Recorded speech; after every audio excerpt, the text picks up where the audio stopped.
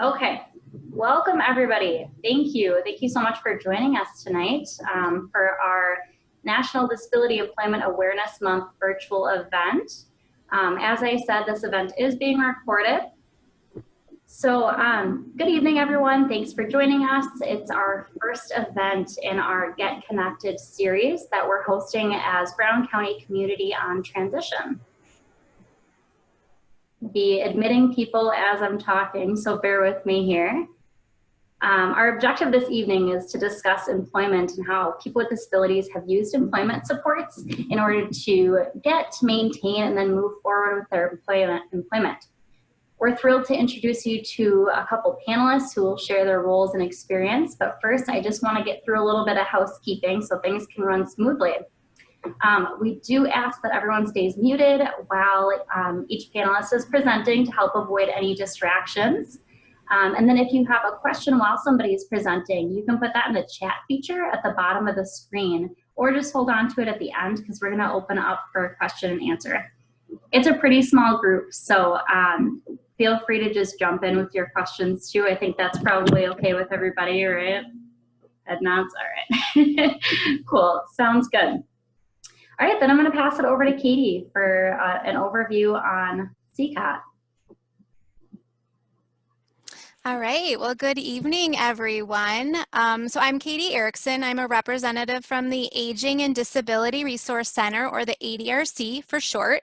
So my introduction initially is just to talk about the Brown County Community on Transition, or the CCOT for short. We have lots of acronyms in these fields, so my intention is to spell them all out for you. So who are we? So we're the group that's sponsoring tonight, and we're a group of people who have made a commitment to work together around identifying barriers to transition planning and working towards solutions for youth with disabilities in our county. So our group really feels that working together is essential to assist with opportunities for youth to explore employment and training and post-secondary education, and be able to engage those skills to be independent in their home as well as their community, as well as building self-advocacy skills. And really, transition planning, they say, should be starting around the age 14. And it should support your students' goals for living, learning, and working in their community after they finish high school. So who are the members of the CCOT? So our members are a wide variety of people in the community.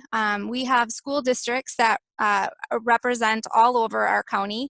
The Division of Vocational Rehab, or DVR, the Aging and Disability Resource Center, me, ADRC, as well as the adult long-term care organizations, family care, and IRIS representation, higher education representation, business members, and we are always looking at increasing our numbers for youth and family members and their participation, because really, what's the point of us getting together as professionals if we don't have your input? So that's my plug, and I'll plug it in again at the end. So.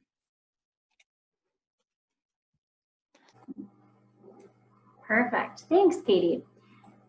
Okay, you get me again. So I'm going to introduce myself. My name is Brooke Basler. I'm a member of the Brown County Community on Transition, and I represent Lakeland Care, where I'm part of the Community Integration Division, and I focus on employment for individuals with disabilities.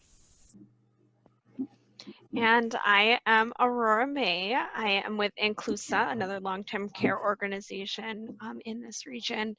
I am part of our Employment and Community Connections team, supporting our providers, supporting our teams, supporting our members. So kind of a widespread.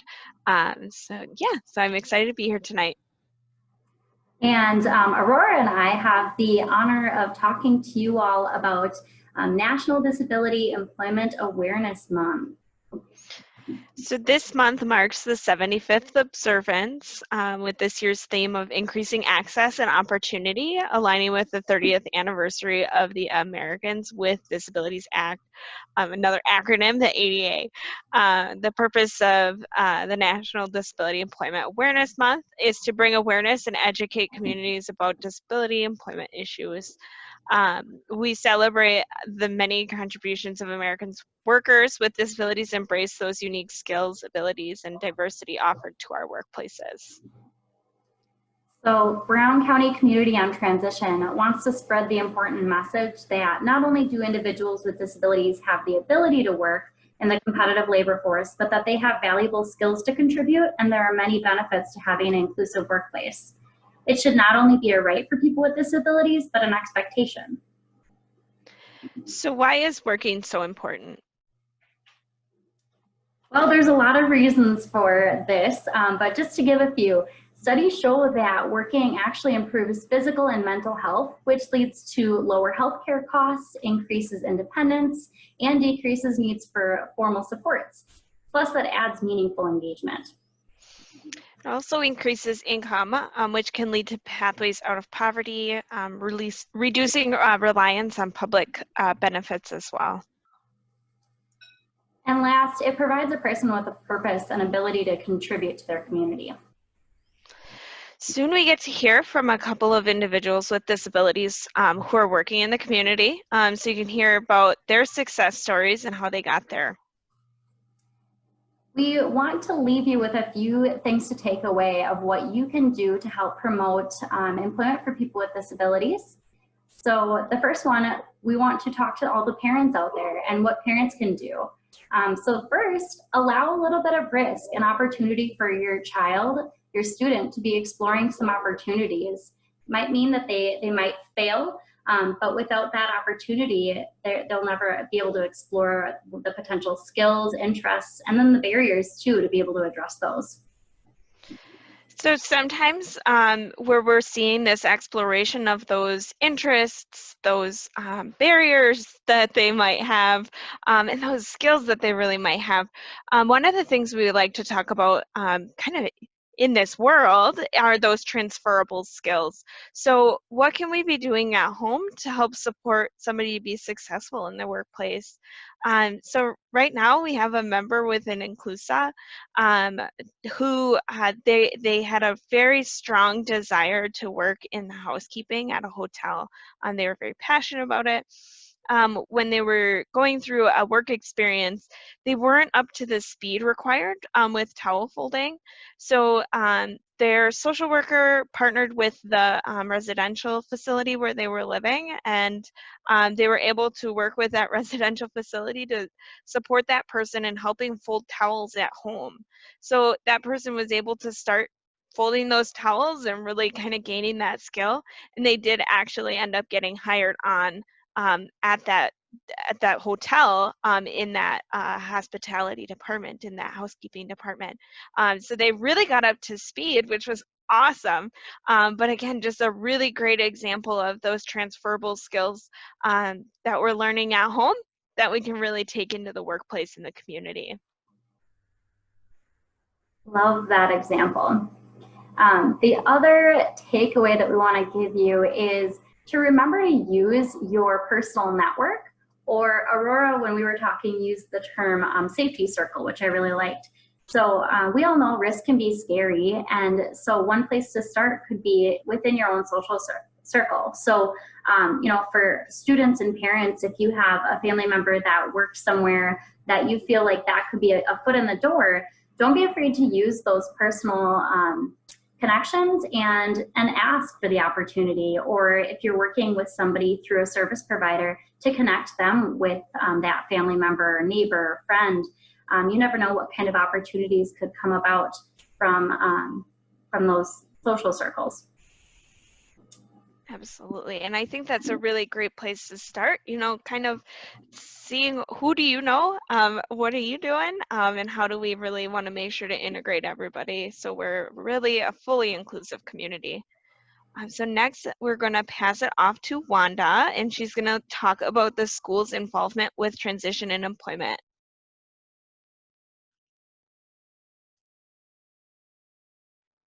I will be sharing a screen with you. There, how's that? I got these pictures off of the National Disability Employment Awareness Month website. And so that's a really nice way to commemorate 75 years with this program.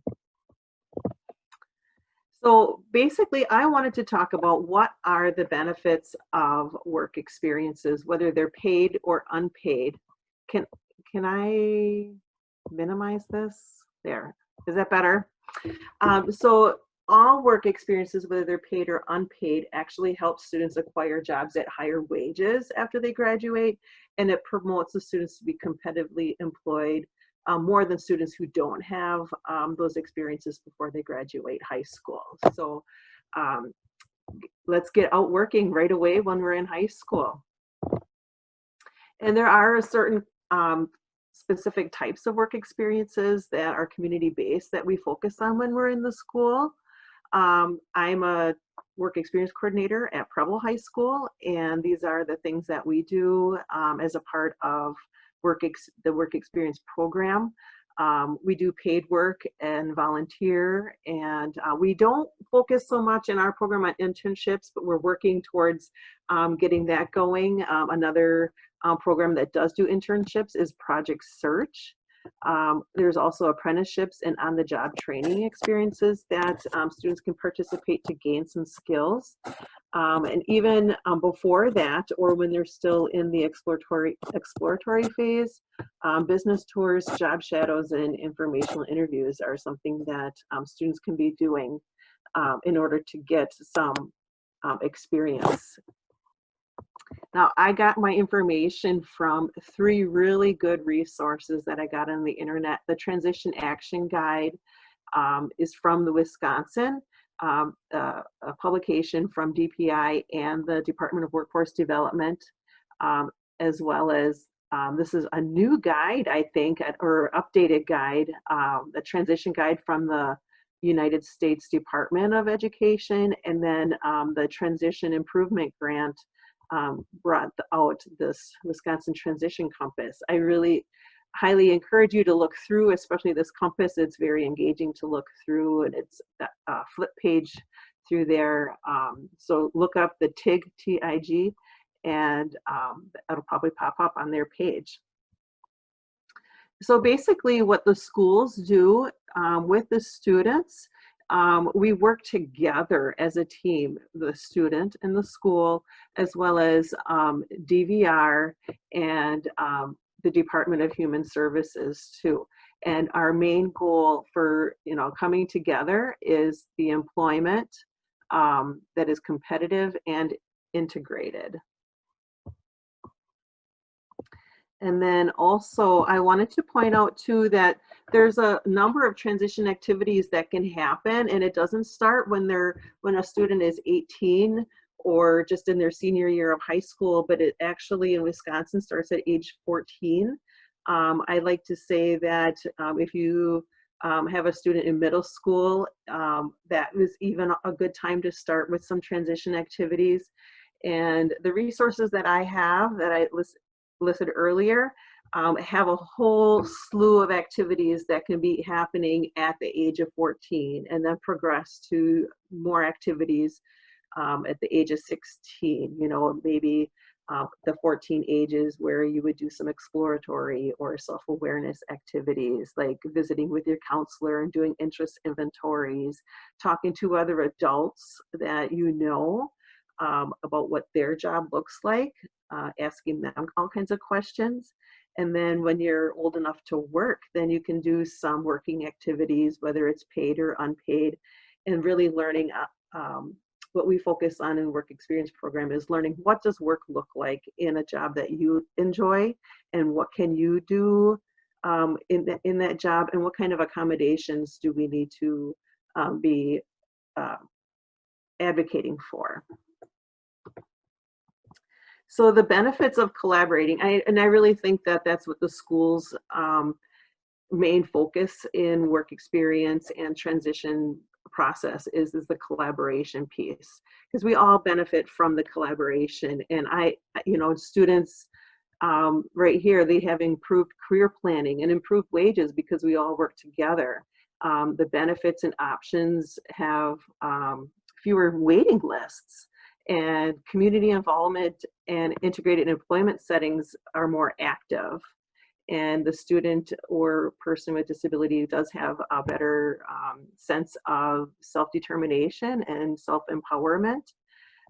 But with all of these great benefits, each stakeholder really does need to take on specific steps to make it a process.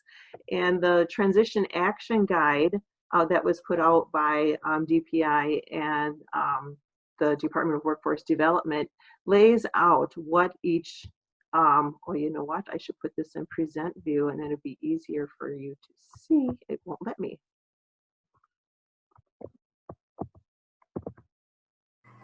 Well, that, Wanda, we have one more person who just joined us, so I just want to remind everybody that this event is being recorded. Thank you. Thank you. So, there are certain things that we all take part of in the transition process. The student all has specific things: preparing for the IEP, participating in the IEP, and working towards their goals. And I won't go through all of them, but I did want to go through, what does the school do? The school teacher will help with setting up your IEP. Hopefully the student is able to do some of that as well, but the teacher will support you in that. Also working towards the goals, completing certain activities, whatever is decided in your transition plan, reviewing your choices and helping you go through the whole process is really what the school teacher and work experience coordinator does. So in this process, really what we're doing is working together to identify what your goals are for not only employment, but also for long-term care, like independent living and community living. And we work together to gather information about the service agencies like DVR, ADRC, and long-term care services, mental health services. And then we help connect you to those services. What I like to do when a student wants to work, we connect with DVR and talk about what work is going to look like. And then we make those connections. We make appointments. We set up a referral, whether that you can do it on your own or with me. I'm glad to help you, but we connect you to those services. And then once you have those services in place, we can develop a transition plan. And we can do that at the IEP or at a separate meeting, but we're developing a plan of all the action steps that need to happen in order to reach your goal. And then after we have that transition plan, we're doing those things between the school people and DVR and whoever else is working with you. We work on whatever activities we decide is going to help you towards your goal. And then we also review those and make changes if we have to, and then keep implementing those changes as well. I think that is where I am at. Does anybody have any questions on that?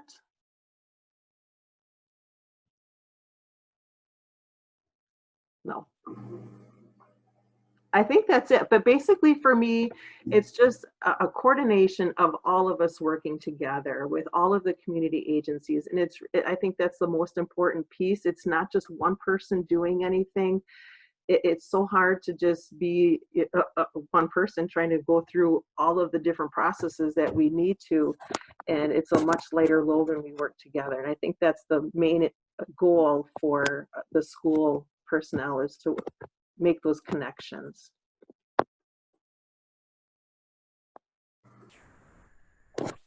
Well, if there's no questions for Wanda, next up we have Gail from DVR. Hi, everyone. So my name is Gail Orchard. I'm a counselor with DVR. Our agency, we provide employment-related services for persons with disabilities. My office is located downtown here in Green Bay. And so we provide, like I mentioned, we provide employment-related services, usually starting and working with high school students a couple years before they leave school to get them through the DVR application, referral and application process. And then if they are eligible for services, moving forward with helping them plan and giving them different opportunities for employment while they are in school. And we do work together with the community agencies like the high schools, long-term care, managed care agencies, and really helping them plan for career exploration and planning for employment. So every high school does have a DVR liaison person, and I can probably provide that information to the team. I'm covering Green Bay East High School and John Dewey Learning Academy. As far as becoming eligible for DVR, the first step would be to fill out an online referral form. And a lot of times we have the teachers at the schools have been really helpful in helping students and families complete that. Once that's done, then they are, the person is contacted to go through an orientation process. They fill out paperwork and then go through an intake. And then we also look at what the person's disability is, and are they eligible?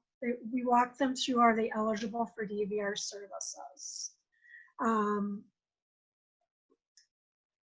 So they get through that process, and if they're eligible, then we can go through a DVR plan, which kind of like the school has a school plan. And we go through those services that we have a lot of. They're called pre-employment service opportunities for high school students, and then beyond high school.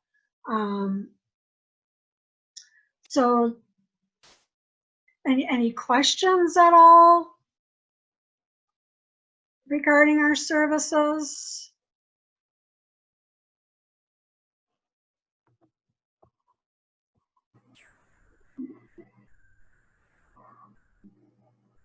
Okay, well, if there's no questions, we can move on. And remember, there will be time for questions at the end if you guys would rather just wait and hold on to them.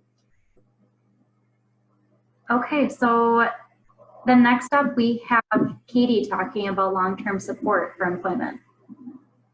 All right, so I tend to just kind of talk, but I actually wrote something up so that I didn't miss anything tonight. So again, I'm Katie with the Aging and Disability Resource Center. So what my role tonight is going to talk to you a little bit about long-term supports for employment. And so I can't really do that without kind of giving that plug for the ADRC, right? Because for some of you, you already know we are kind of that first point of entry for long-term care support access. So really, sometimes the nature of our disability may impact our day-to-day functioning on a long-term basis. So these long-term needs may include self-care, making meals, paying our bills, and even going to work. So the ADRC, or the Aging and Disability Resource Center, offers a single entry point for unbiased information and assistance on issues affecting adults with disabilities, regardless of income. So when I say adults, really we can start working with someone at 17 years, 6 months. It's just our contract requirements. However, if someone were to call us a little bit sooner, we could certainly share information. I would say we probably are overly friendly and abundant with information. So we're not obviously the place to call for kids, but we do get those calls as well. So what do we do? What does the ADRC do? So we can provide a discussion of rights and responsibilities about turning 18. You know, everyone's going to turn 18 most likely. And what does that mean for my child with a disability? We can provide a discussion about continuing education versus employment and what that might look like. We have resources on housing options, transportation options for adults with disabilities. We also can have a discussion and provide information on legal issues such as guardianship, power of attorney, who to reach out to for some of those options, as well as estate planning. We also have disability benefit specialists, and they can provide benefit counseling, which includes information on applying for SSI and other public benefits, so supplemental security income, which is different from Social Security, although it is accessed at the Social Security Administration. And then we provide information and access to, it's a long one, adult publicly funded long-term care benefits and options if eligible. So what does that mean? So what that means is, you know, our young adults who are going to need some kind of ongoing support because of their disability may be eligible for some assistance. And we are kind of that entry point for those programs. So we do screen for eligibility, and we would talk to you about what that process looks like if you were to call us. And there's a functional as well as a financial requirement, but that's really our job to walk you through that process. So that's what I have. So I think we are on to Shane and Jeremy. Thank you, Katie. My name is Shane McDonough. I am the Work Experience Coordinator at Green Bay East High School. I have been working in the school district since 2015, and it is my pleasure to introduce Jeremy Kivett, who is one of the students that I have been able to serve over my time, work for Green Bay Schools. And you know, more than anything, I guess I'd just like to open up. It's just a bit of a conversation, Jeremy, that you and I are going to have here. And, you know, I just, if we could just open up, just go ahead and introduce yourself, Jeremy, and why don't you share what you are currently doing? All right, so with those who do not know, my name is Jeremy Kivett. I'm a former student at Green Bay East High School. I've been doing work experience for mostly my whole high school career. I actually got into started doing work experience early, but I was one of those rare to be nominated to do that. So I'm currently working at Walgreens. So, great. And Jeremy, if you mind me asking, I'm sorry, I'm going to interrupt you often as the interviewer. My apologies. You're currently working at Walgreens. How many days a week are you there? Right now, because this whole pandemic going, it's 1 day a week. I had to limit it to 1 week because my stepfather has some health issues, and I can't risk that virus to get into the house. And Jeremy, I think that's very wise of you to do that. Protect yourself and your family first, always thinking of family and of others. It's one of Jeremy's greatest traits. You know, Jeremy, prior to COVID hitting in the beginning of March of this year, how many days a week were you working at Walgreens? I was working at least 3 days a week. Right, 3 days a week. And how many hours each shift? Well, when I was working that, I was, for each hour is 4 hours. And I believe on a Saturday, I worked for 5 hours, so an hour ahead. Right. Little schedule, but it was I did have fun doing it, and I took a lot of good initiative from the beginning of last fall through March. I have done a lot of work. A lot has changed since COVID hit. A lot of guidelines I had to follow before I even started a shift. And that's great, Jeremy. Thank you for sharing that. Now, if you don't mind, I'd like to go back in time a bit with you right now. Could we do that? Let's go back in time. All right. Yeah, let's do it. I do have a few pictures that I'd like to share with the group. Do I have your permission to share some photos? I approve it. Let's. Excellent. Here we go. Let's share the screen. Here we go. Back in time, a little time warp here, people. Okay. Here we go. And can everyone see my screen now? I remember that day. Lots had happened that day. Okay, got I it. remember that day. That was so awesome. I believe it was the same day of the grand opening of the coffee shop, as I recall. So I don't know. Are you guys able to see my screen right now? Yes. Okay, excellent. For whatever reason, I'm having technical difficulties and I cannot open, or here we go. Sorry, present. Here we go. We're going to go back in time a bit. Okay, so Jeremy, could we begin? Could you share what this image is with everyone in attendance tonight?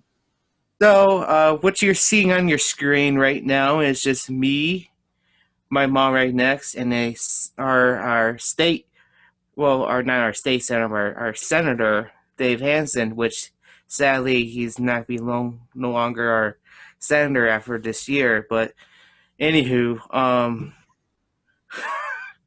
so what you're seeing on your screen is a bookstore that I used to work back in 2015. It's at UWGB. I worked there for 2 days a week, Tuesdays and Thursdays for an hour and a half.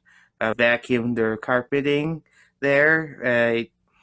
I did somewhat enjoyed it, but it kind of got old at the same time. Yes, Jeremy. Yeah, work is not always fun. Sometimes there's it gets what they say monotonous, right? That repeating, doing the same thing over and over. Yeah, I'm more like a different everyday multitask person.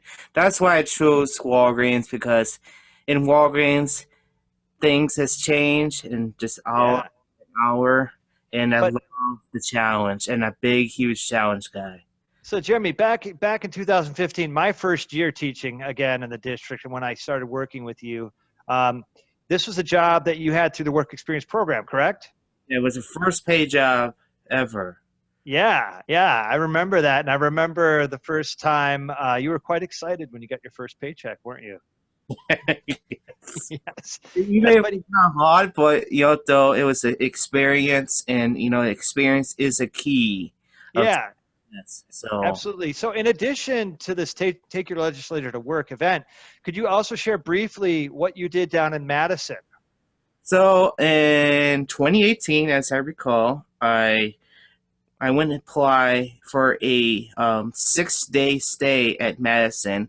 I was able to be nominated to go down to Madison for 6 days. It's called Youth Leadership Forum, which is a 6-day session for younger folks like me with a disability. We'll go down there. We'll stay at a college dorm called Edgewood College, which is a tremendous good college. Stay at their dorms, their good rooms, good people I met, and I have like half of the people I have on Facebook from the conference. But I had a blast. I was certified as a leader, or to be a leader, and all it is teaching you is how to be a leader, how you take initiative and help other people And advocate, right, for individuals with disabilities. And here's the thing: is like they're in each day of the conference, they have all different agency coming in and teaching, or just telling the whole group of what kind of aftercare you can have after high school, or like DVR was there. Right on. Okay, so hey, next picture, right, Jeremy? You ready? Yes. Yep. Now, this is the year you worked at, do you remember? Pit Row. That is correct. Pit Row. Can you just tell us briefly what you did at Pit Row, which the gas station, right, here in town? Yes. Down in University of Humboldt, I work at the gas station on my senior year. I worked there 1 day a week. probably about in a half hour there. What I did down there was stocking shelves and going through the inventory and check them up, making sure they had the right amount stocked as they ordered for the weekly stock. And Right on. yeah. And who's that lady in the middle between you and the other student? Layla Bawinski, if I can correct. Yeah, it's Blazinski. Yeah, I know it's a tough one of those difficult, challenging Polish names. Yes. But who is Layla Blazinski? Layla Bawinski, is that correct? Yeah. She is one of our East High assistants, or what I should say, I can't remember the. It's okay. Paraprofessional. Yeah, but what was another two words that you could use to describe what she helped you with? She was like a job. She's a job coach, as I can. Yeah, exactly. So she acts as a job coach, right? Yes. So she would be out with you, supporting you while you were on the job at Pit Row, stocking shelves, right? Great. Okay, we're going on. Oh, what's this? Oh, it's a great picture. Great summer. This is the picture of me and the whole gang of wonderful people at Dorsch Ford. I worked at Dorsch Ford for about 2018, a summer of 2018. Right. So it's a summer paid internship, correct? Yes. Yeah, temporary work experience. Now I'm gonna ask you a question. There was an agency you mentioned before that was I think we need to give some credit to here, because they worked with the school district to give you an opportunity here, right? Along with the Dorsch family. Now, what agency was that? DVR. They were the heads of the plan for the summer. They were the great credit for this opportunity. If it weren't for them, I would not have been working there from that summer. I would have done somewhere else, doing something else. Yeah, I would have had you washing dishes or something. Yeah, what's something I would not do. Just kidding. We match your interests to a potential career area. So I just have to get a shout out to DVR, because they were a partner with us, with the school district. So we created a pathway. We approached Dorsch Ford, and they had offered to allow us to come out on site with them. All the students who participated that summer were DVR consumers, and we were able to do this temporary work experience where we as a school district employed them for summer employment, and we as a district were reimbursed for their wages and fringe benefits through the temporary work experience that was offered by DVR. So it was a really cool opportunity. And at the end, they got all a certificate. Jeremy, do you still have your certificate?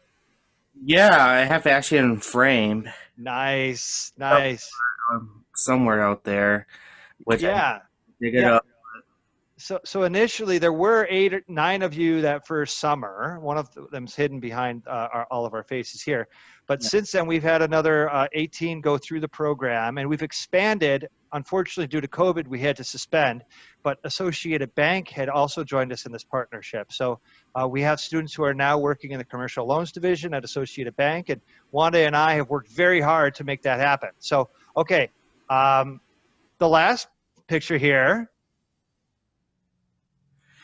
Okay, so where are you in this photo?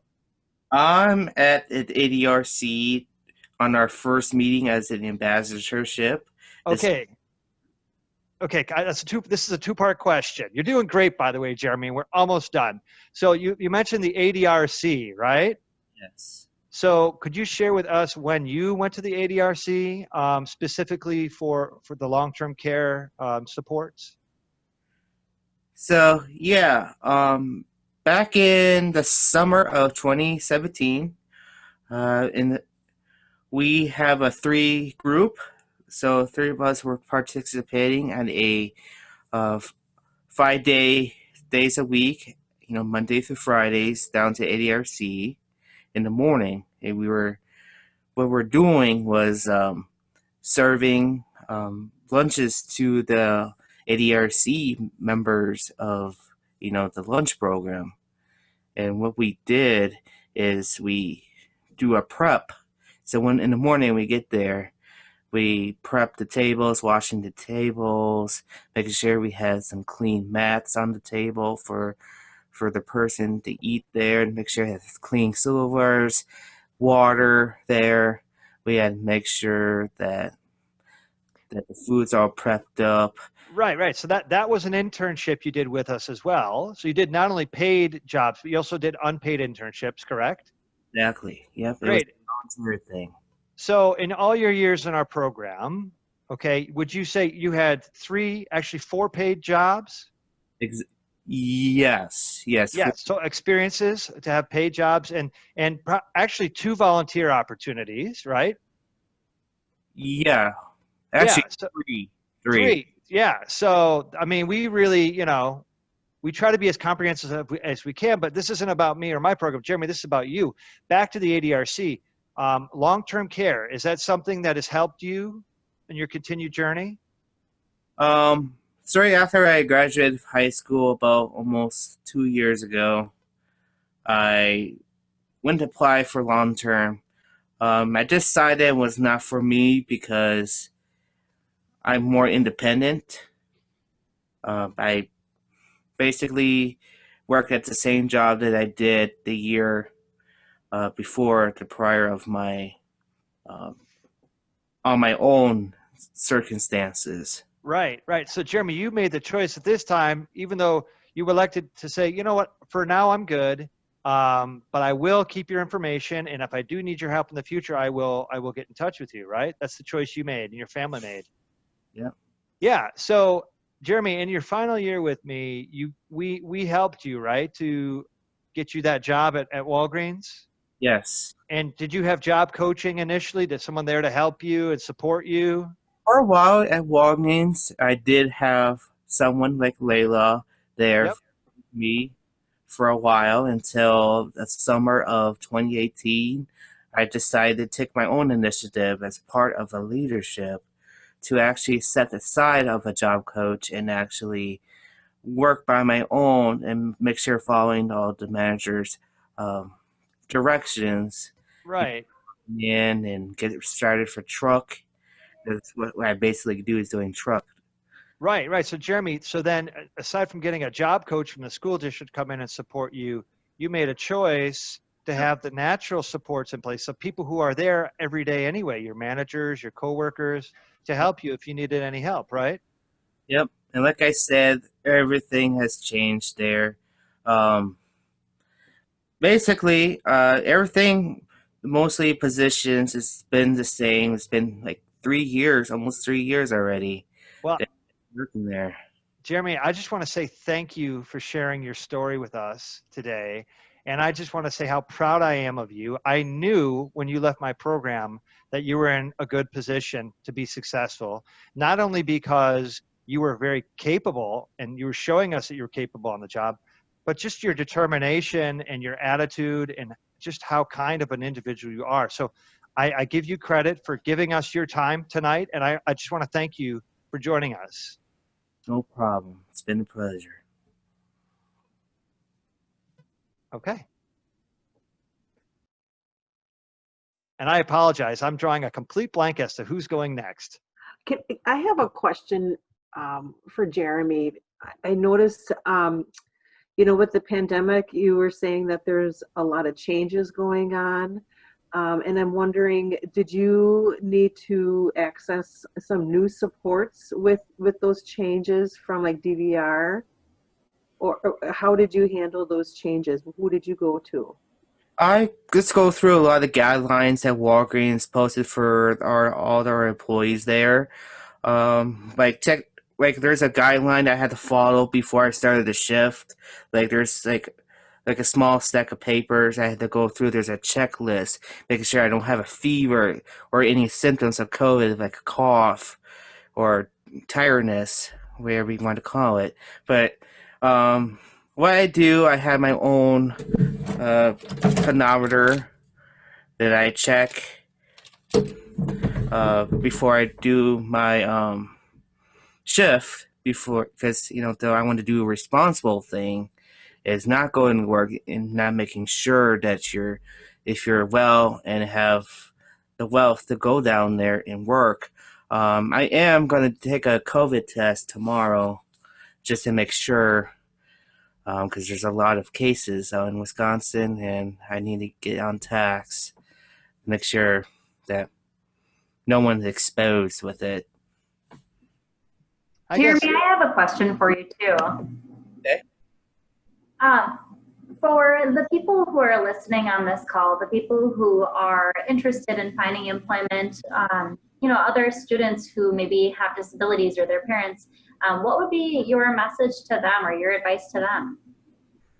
My advice for them is that whatever challenges you go through, because I've been through a lot of challenges, and Shane knows that, in that there's a lot of ups and downs, a lot of speed bumps.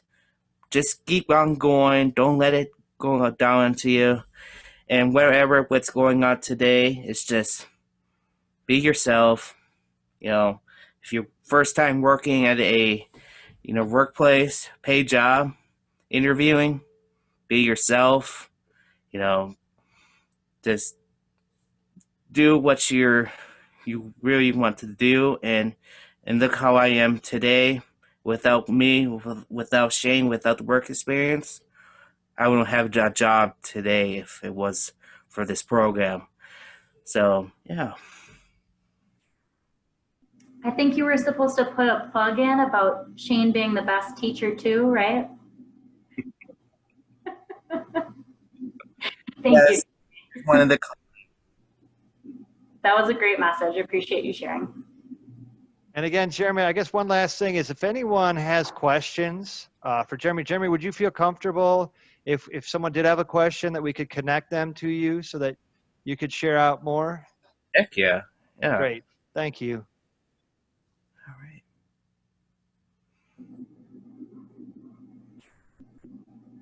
Okay. I think that wraps that piece up. Wanda, I think you were going to talk about the next piece. I think what we wanted to do is get an idea from everybody. Let me move this over. For future workshops. So we wanted to do a poll, but that didn't exactly work out for us. So I don't know if Shane, if you have any ideas on how we can get people's inputs, especially from those who are watching the recording. But what kinds of topics is everyone interested in for our future workshops? Maybe you'd like to learn more about what supported decision making looks like, or self-determination and self-advocacy skills. What is the ABLE account? There's a lot of things out there that we could be working together through for this year, and wondering if anybody has any specific topics they would like to hear about. If I could just interject, for anyone that's watching is on the recording at a later time or later date, obviously you can get in touch with any of us. The information that was on this original flyer, we will add the email address contact at the end of this conference. Wanda, I did include 3 questions onto the end of your PowerPoint, if you did want to share those. And I'd also like to make a very quick pitch for people to join us on the CCOT. If you're listening in, we are accepting both parents, students, young adults, adults with disabilities to join us in the discussions that we're having and collaborating, talking about transition specifically. Yes? I am just trying to share my screen so I can go over those questions.